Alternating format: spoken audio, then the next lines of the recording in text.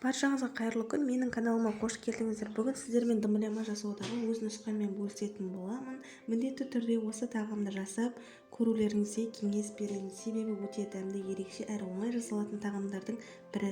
Видеоны соңына дейін қарап, ұнаса лайк басып каналыма тіркеліп кетуді ұмытпаңыздар. Ең әуелі тағамымызға қажетті заттарды дайындап аламыз. Барлық заттардың мөлшерін, құрамын видеоның астына описание бөлімге жазып кетемін.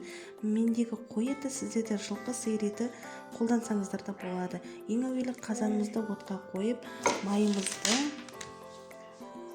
құйып аламыз. Майды көбіректе құйғандарыңыз өте дұрыс болады. Май қыза бастаған кезде етімізді салып, еттің артық сулары тартылғанша, жақсылап қызарғанша араластыра отырып қуыратын боламыз. Менде оттың қызуы орташа қызуда тұрды.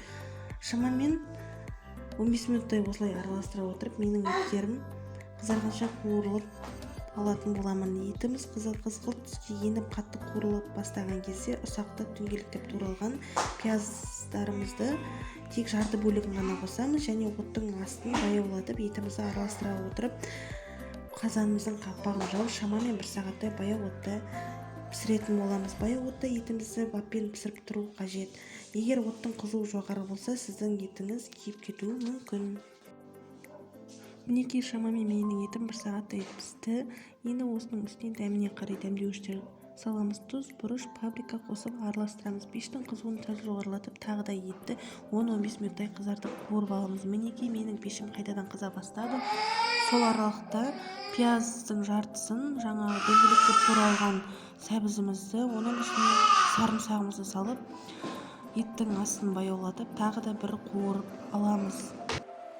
Дәл осылай баяуда сәбіздің және пияздың салған көкөністеріміз, олар бізде тәтті болгар бұрышымен сол картоп болгар бұрышын салып, астын баяулатып тағы бір араластырып қызартып қуыру керек. Бұл енді видеоға түспей қалған.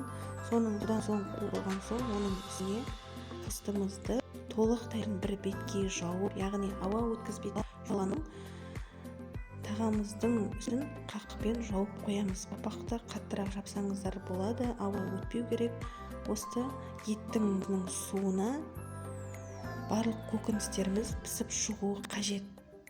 Қақпақты жауып болған соң асықпай тағам ұрса көлемінде баяу отта пісіреміз. Тағамымыз дәл осылай пісіп шығады.